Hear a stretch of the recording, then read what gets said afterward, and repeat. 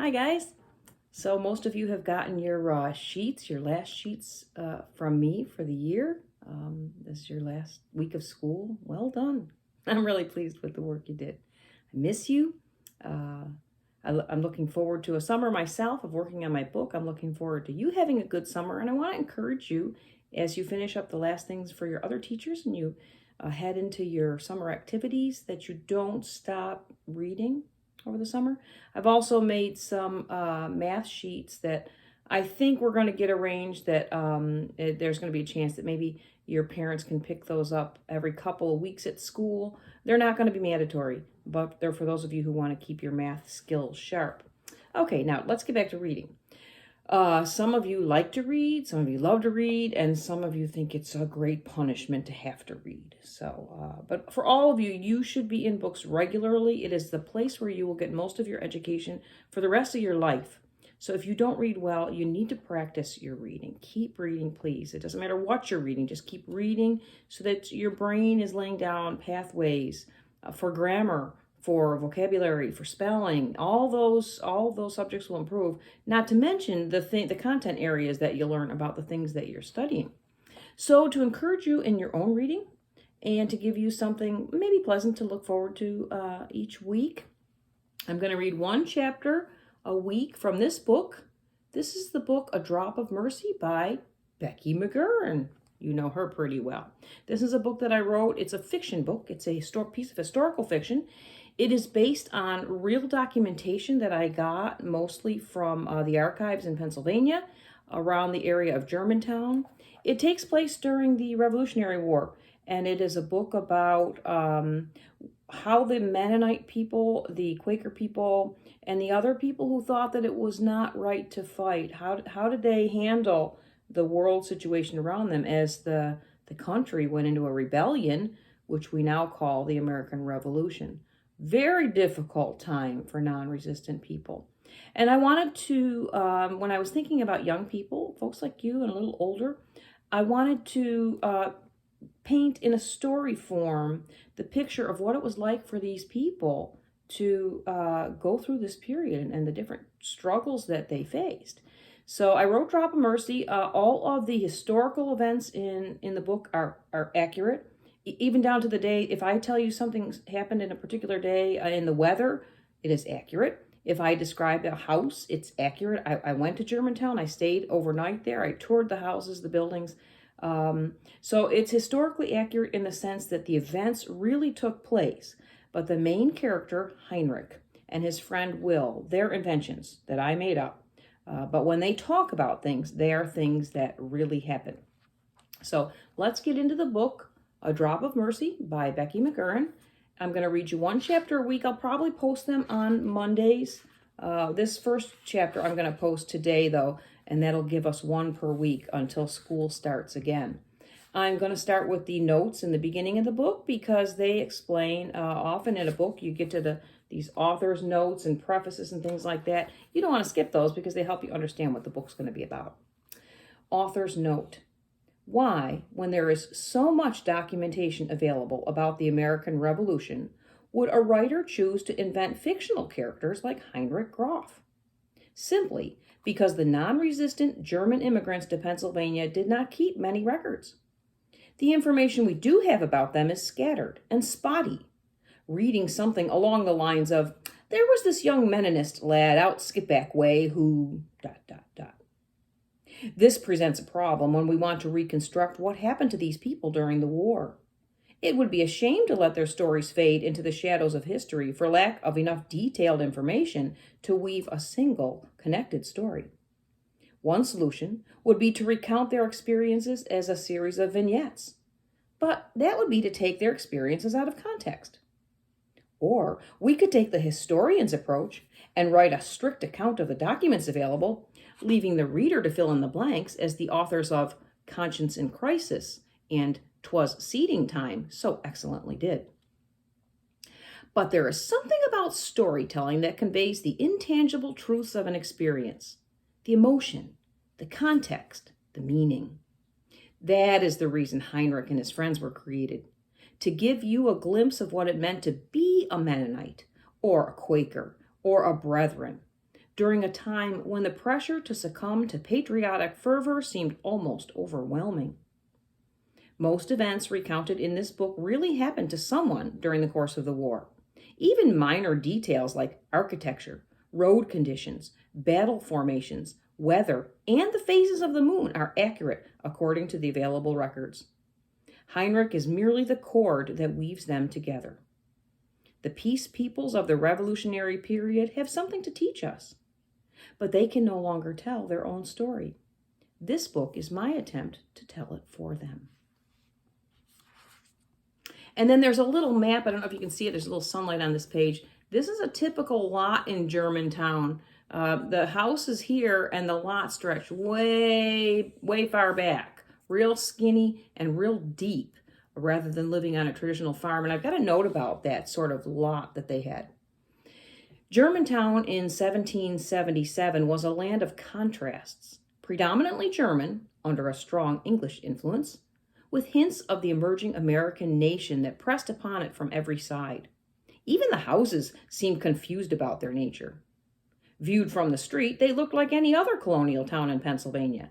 But behind, their narrow yards were unnaturally deep, with porches that emptied into paved patios that quickly stretched into gardens, then orchards, then pastures, then fields, all of which were forced to share the narrow space between tight hedges and tiny lanes.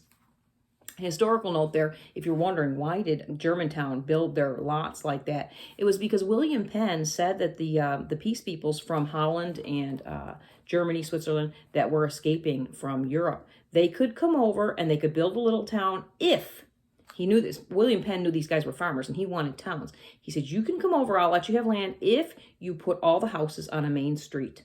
So these people were farmers, right? Farmers and weavers and people like that. And they were not used to living on single streets. They were used to having farms. So they did what he said. They built their houses, house along Main Street. And then they stretched their farm deeply behind them. So Germantown today is laid out sort of in this way, although they've built the houses behind each other and put more streets in there. Okay, into the story. Chapter 1. Heinrich's feet chilled at the touch of the wet September grass. The morning was darker than he had expected. Cooler, too. Must be the drizzle he had heard during the night. That or the fog. Thicker than Mom's porridge. He groped his way between the chicken pen and the garden to the field beyond the pasture, and stooped to examine one of the 1,000 strands of flax that lay retting on the ground like so many pieces of newly mown hay. He tried to twist one of the strands around his finger. The surface was wet enough, but it wouldn't bend. Stiff as the day it was picked. He tossed it on the ground. Maybe last night's rain would loosen it up a bit. He gathered the eggs on his way back and stopped when he saw his 12-year-old brother, Klaus, scooping up the apples that had fallen during the night and piling them beside the cellar doors at the back of the house. Leave those till later. They're too wet. Ma'am said, that's because she's not out here to see how wet they are. Go do the milking and you can stack those after breakfast. Heinrich opened the back door and went into the house. The familiar sound of Dottie's humming in the weaving room and the soft hiss of embers settling on the grate in the back parlor almost masked the voice of his mother talking to someone at the front door. Who could be calling this early in the morning? He stepped from the central hallway into the front parlor to listen. She was speaking in English. Of course it is, and a pity, too. Heinrich couldn't hear the muffled response, but he saw his mother smile as she reached out to take a pewter mug. Are you sure you won't have any more? She asked. Another murmur. Very well, then. May the good God bless you, too. As Ma'am shut the door, Heinrich spied the man she had been speaking to, a militiaman. Heinrich would have spat had he not been indoors. Filthy thief, he snarled. Ma'am startled when she found Heinrich standing there. How is the flax coming? She asked. Heinrich ignored the question. Did you just give some of our cider to a militiaman? He demanded. Yes, and an end of buttered bread. Never saw a man so grateful for such a tiny breakfast. He'd get more if he'd go home and work like the rest of us. He was so thin and barely a rag on him, poor thing. Heinrich's father stepped into the room. What's the trouble? No one answered. I asked a question, Dottie repeated. Heinrich clenched his jaw. Mom was just giving food to the militiamen, that's all. You have a problem with that? The elders said we shouldn't feed the militia. They said we shouldn't give money to military organizations. They said nothing about showing kindness to individual men. I believe you know the difference. Heinrich drummed his fingers on the table beside him. They're a bunch of thieves. You've met them all. No. Nellie, did the man try to steal from you? Dottie asked. Mom hesitated, looking between the two men. No, Abram. He knocked at the door and asked for a drink, so I fetched a mug of cider at the end of the breakfast loaf. He was very polite. Heinrich glowered. No doubt.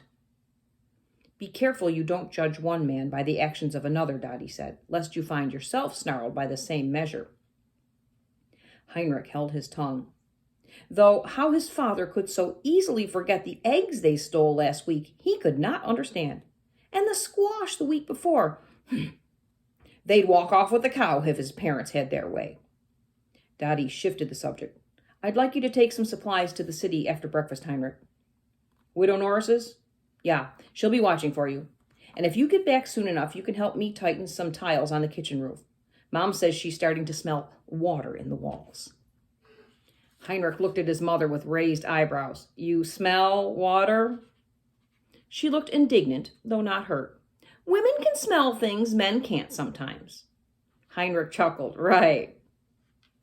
Before they could continue the discussion, the front door slammed and Klaus entered the room carrying a milk bucket. He stopped short when he saw his father. And where would you be going with that milk? Dottie asked. To the table. Isn't the cow out back? I heard horses on the road and I thought... You thought they might be soldiers, Dottie finished. Klaus nodded and held his head low as possible while still maintaining eye contact with his father. I have told you before that you're to stay away from the soldiers. That means everything. British, Continentals, militia, horses, marching songs, even pamphleteers. You understand? Klaus nodded. Good. Now you may take that milk out the way you came in and come in the back door like you ought to have done in the first place. Heinrich shook his head and laughed as Klaus hurried out the front door and came in the back. Mom tied the last flat packet of flour and butter to Heinrich's broad back and helped him to adjust his shirt and waistcoat so he would not look too suspicious. She stood back to examine her handiwork and smiled. Why, if I didn't know it was my own Heinrich, I'd be thinking you were the blacksmith. Look at those muscles. She squeezed his biceps that had seemingly swollen overnight. Heinrich blushed and playfully pushed her away. Go on, Mom. You'll still have to watch yourself near Logan Swamp, but I put all the flour above your waist and the butter is sealed up tight. I think I can keep from falling in. She handed him a satchel to hang around his shoulder. This is lace. The soldiers shouldn't bother you for that. If they stop you, just show them the lace. I will. And go straight to Widow Norris's. I will. You remember where she lives? That big house next to the State House. I remember. Stop worrying. I can't help it. The soldiers are everywhere. I'll keep to the woods till I get to Philadelphia, I promise. Heinrich submitted to Mama's kiss and stepped, barefooted, into the goopy muck of the high road that ran from Philadelphia in the south through Germantown all the way up to Skippack and beyond. In the dusty season, he could reach the city in 2 hours. Today, he would be blessed to make it in 5. Heinrich pretended not to notice the muscles flexed in his direction by his winking friends and neighbors as he passed them on the road. Of course, they knew where he was headed, and with what hidden cargo, but they also knew that a pound of butter was fetching 5 shillings in the city, and flour was priceless for anyone who could smuggle it past the hungry soldiers. The sun was halfway to its crest when Heinrich passed Negley's Hill and left the unofficial southern boundary of Germantown behind him. Already he was sweating so profusely in the late summer heat that he began to fear the butter would spoil and the flour bake itself into cakes by the time he reached the city. Thankfully, the thick woods bordered the road on either side just up ahead. He climbed up out of the mud and up the grassy slope that led to the luxuriant shade of the forest and scraped his feet clean on the moss. Slogging the road had been hard work. It should go easier now that he could move along the relative high ground of the woods. He raised his head to look up at the trunk of the elm tree beside him, up to where it disappeared in a crown of flickering sunlight. If he could only climb to the top of that tree, he would see the Delaware River to his left and the Schuylkill to his right. Wouldn't that be a sight? Heinrich hummed as he strode through the cover of the trees, not loud enough to be heard from the road, but enough to be cheered by the tune. Without realizing it, the humming transformed into a song. O God of boundless grace, preserve and see us through, that we may ever faithful be with yielded hearts and true. As he got into the song, his volume increased till he was singing with the gusto to the leaves overhead. May we never come to shame, but follow you apace. Hold fast our mortal frame, that we at last may claim in heaven a welcome place. There's a note at the bottom. It says that is a loose translation of song number 33 in the Augsbund. It was a good song with words that meant something. From the time when his great-great-great-grandparents had worshipped in caves in the middle of the night just because they refused to believe what the government told them to believe. What a faith they must have had. Then he recalled that many of them had been tortured and killed for that faith, and quickly quieted once again to a guarded hum. The forest brightened up ahead. He must be nearing the lowlands that marked the fields and meadows outlying Philadelphia. He hurried on. Heinrich stayed on the grassy upland as long as he could, till fences and lanes forced him down onto the road. It was somewhat drier here than in Germantown. Still, there was enough mud that he was glad he wasn't hauling a cart. People passed Heinrich in both directions now, mostly barefoot women with bundles on their shoulders and heads, or mounted on horses that seemed able to cope with the pasty road. Children chased one another up and down the bank, whistling and laughing. But there weren't many men. That should have warned him. He pulled up suddenly when a voice called, "Halt!" As similar as that command sounded in both English and German, Heinrich could tell that the speaker was English, or American, and he knew he meant business. 3 militia guards stood before him, the speaker being the one with the snarl on his face. "Where are you going?" Heinrich's heart pounded. "To Philadelphia," he answered, in his best attempt to sound as American as his interrogator. Surly moved closer. "German, are you? Too good to fight like us real Americans, I suppose. And what would you be wanting in our fine American city?" "I have some lace to sell." Heinrich began to open his bag to show the several delicate sheets of bobbin lace he carried inside, but the guard ripped the bag from his arms and began rifling through it. He threw the lace on the ground and turned the satchel inside out. Heinrich recoiled as the man snarled and moved so close he could smell the mix of alcohol and rotting teeth on his breath. The man spoke in a mockingly feminine voice. "Did you make all the pretty lace by yourself, dearie, while the rest of us were out fighting for your pretty hide?" He threw the satchel on top of the lace and spit on it. "There's what I think of your German lace and all you stinking German cowards. You've got 1 hour in the city, and you better have sold all your pretty needlework by then, 'cause the return trip's going to cost you." The guard gestured at the pile on the ground. "Pick it up and get out of here." As Heinrich bent over to repackage the soiled lace, a sharp kick in his side drove his face into the mud. Thankfully, none of the food packets that shielded his ribs burst from the blow. 1 hour, the man yelled, as Heinrich picked up his belongings and hurried into the city of brotherly love. "This is a godsend," Widow Norris said, looking at the wealth of flour and butter spread upon her drawing-room table. "It will help so many people. What does your mother want for it all?" She did not name a price. She thought you would know best how much you can afford. "That I do. And what of the lace? There are hours of work here. Surely she does not expect me to put a price on her handiwork." "I think she expects me to take it back. It was more so I would have something to show if I met any soldiers. I'm afraid I mustn't return with the lace in my bag, though, for I was stopped on the road, and the men who question me will expect to see a good profit in exchange for it." Widow Norris rose from the table. "Let me buy the lace from you on consignment. That way you can truthfully say you have sold it to me. Then, whenever your mother is able to come herself, which I hope is soon," she smiled, "she will be able to buy it back, with no one the wiser. Now, let us have some tea." While Widow Norris divided a generous sum of money between 2 clean pouches, Heinrich sipped his tea and relaxed for the first time since he had donned the hidden food so many hours ago. She handed him the larger sum. "This is for the food," she said. Heinrich secured the coins behind the lining of his hat. Then she handed him the smaller sum. "And this is for the lace. It goes into the satchel." Heinrich's stomach was sick with anticipation as he neared the Frankfurt crossing where he had encountered the picket. But he no longer had any contraband hidden beneath his clothing, and that gave him a measure of courage. Ahead, he saw 3 figures speaking to a man with a wheelbarrow. Yes, they were his militia friends. "Came back, did you?" sneered Surly when Heinrich's turn came to be interrogated. "I didn't think you had the guts. Sell all your lace?" Heinrich stood tall, which raised his head considerably higher than his antagonist, and looked the man in the eyes. "I did." The man seemed to back down a bit. Then he recovered himself. "Where's the money?" Heinrich opened his bag and removed the coins he had received in payment for the lace. The guard counted the money. "This all you got for it?" "It is." "Well, I'm requisitioning it for the state of Pennsylvania and her mighty militia." Heinrich did not have to feign indignation. "That's my money. You have no right." "I've got all the rights this here gun gives me." He patted the old flintlock by his side. "And if you know what's right for that pretty face of yours, you'll move along before I requisition you, too." He turned to his compatriots. "What do you think, boys? Should we sign him up and see if he can aim a gun as well as a needle?"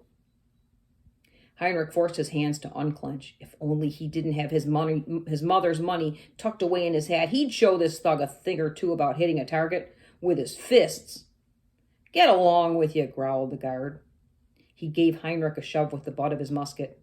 Heinrich glared, but he moved along. And that ends chapter 1. Tune in on Monday for chapter 2. And I hope you have a good day. Bye-bye.